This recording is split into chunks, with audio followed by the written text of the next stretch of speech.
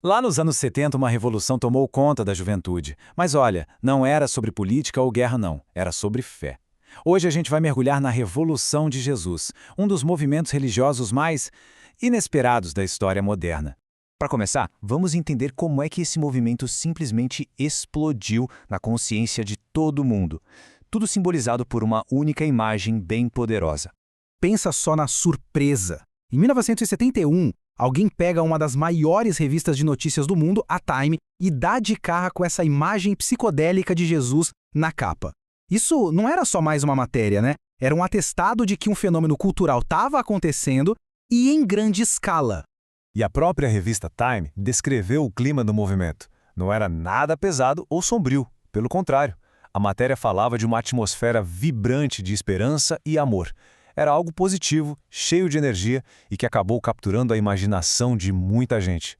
Agora, o que é mais impressionante aqui é o contraste.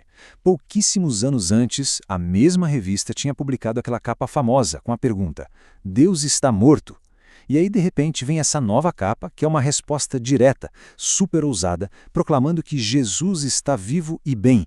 Isso mostra uma virada cultural gigantesca em um espaço de tempo muito curto. Mas para entender por que essa revolução aconteceu, a gente precisa voltar um pouquinho no tempo e dar uma olhada nas condições que tornaram tudo isso possível.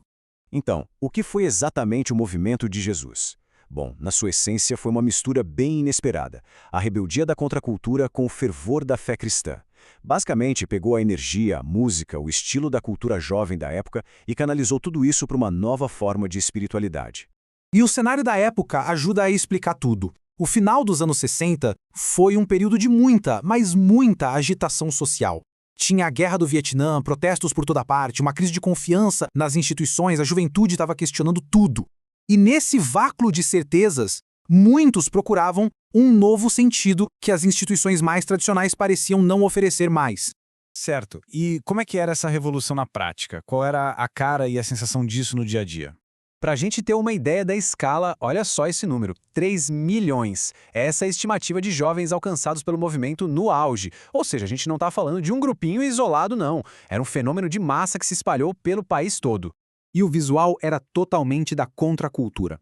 Hippies, festivais ao ar livre. O ponto alto foi um evento chamado Expo 72, lá em Dallas, que foi descrito como um Woodstock religioso. Essa comparação já dá uma imagem bem poderosa de como era a coisa, né? E o envolvimento ia muito além de só curtir uma música. Para se ter uma noção, em um único evento podiam acontecer até 7.000 batismos.